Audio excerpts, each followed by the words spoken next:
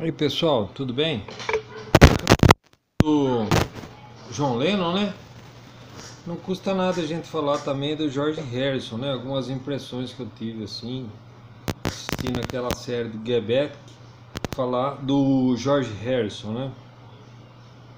Muito bem, o que eu vejo lá? Sem dúvida nenhuma, né? Paul McCartney é muito talentoso, como eu disse, tirava músicas assim da manga, né? Long and Winding Road, I Got a Feeling.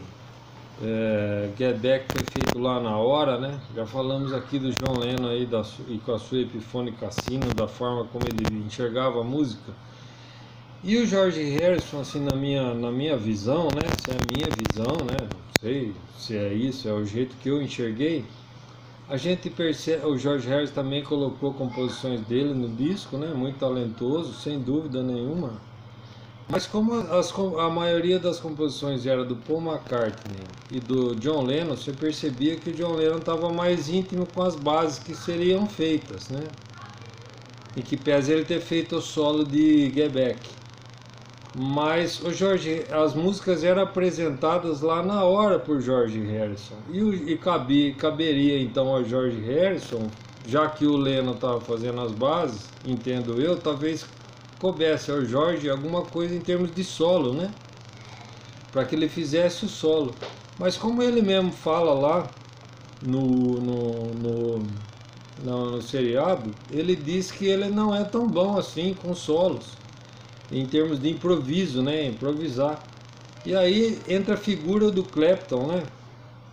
Sempre atrapalhando um pouquinho a vida do George Harrison, em que pese eles dizerem que eram amigos, né?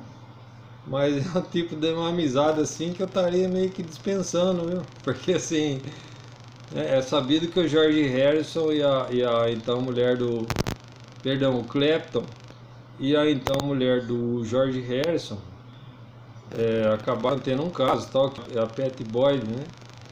E lá a gente vê o pessoal muito comentando a respeito do Clapton. Ah, se o George Harrison não vier mais, a gente chama o Clapton, porque o Clapton é bom com essa coisa do improviso e tal. Se ele não vier mais, a gente chama o Clapton e tal. E o George Harrison tendo que se explicar, né, pro pessoal. Falar, olha, eu não sou tão bom quanto o Clapton. Então, o Clapton sim, ele consegue desenvolver uma ideia de solo, vai, tem um raciocínio, tem começo, meio e fim, mas eu não, tal.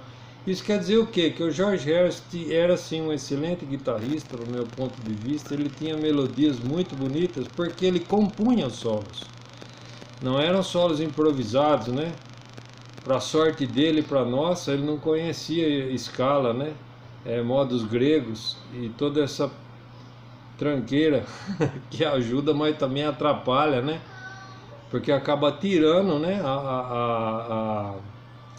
A musicalidade. Muitas vezes, para você vai pelo caminho mais fácil, acaba caindo ali nos modos gregos e a música fica meio de lado, né?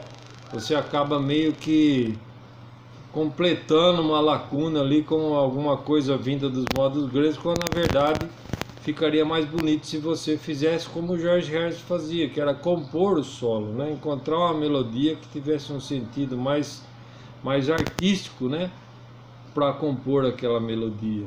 Então, não vamos confundir o papel que ele teve, né? Que o George Harrison teve não vamos tomar por base o papel que ele teve nesse disco, né? Que aparentemente pode ser um papel um tanto quanto prescindível, vamos dizer assim, né? O pessoal até estava querendo chamar o Clapton e tal.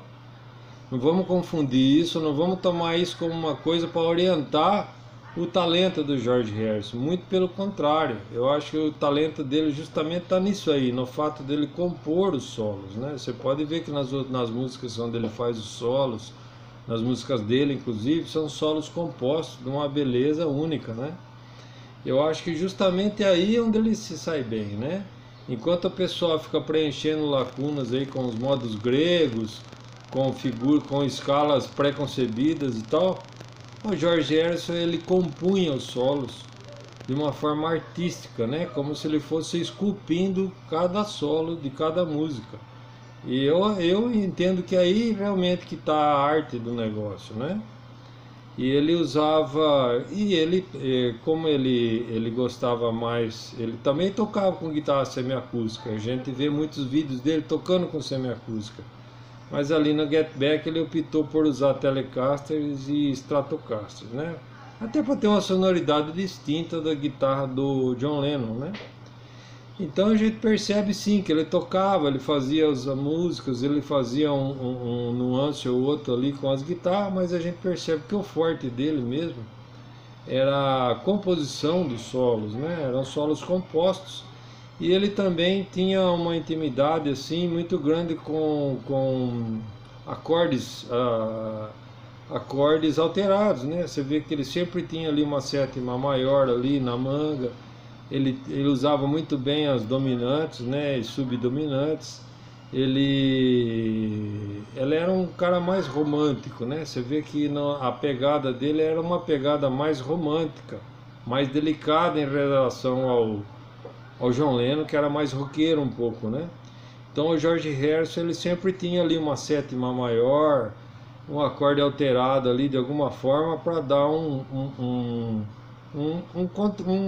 contrabalanço, né, na ideia mais roqueira do John Lennon. E o McCartney gostava disso aí, né? Ele gostava desse contraponto, né? De ter um cara mais roqueiro como o Lennon, né? Com uma guitarra mais agressiva, mais crua, mais visceral. Um canto, o próprio canto, o jeito de cantar do Lennon era mais roqueiro.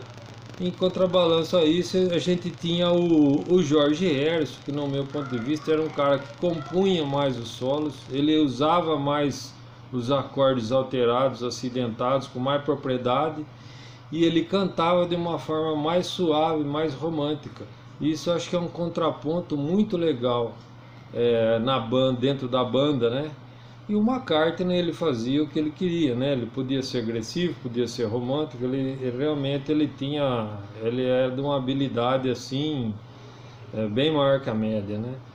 Mas é assim que eu vi o George Harrison. Então eu vejo nesse seriado aí do Get Back, eu vejo que o George Harrison talvez não tivesse rendido tanto quanto ele poderia render, porque não foi dado, as músicas não foram apresentadas para ele anteriormente, de modo que ele pudesse compor os solos, né, e explorar melhor os acidentes com que ele está tão acostumado, né, dando assim uma conotação.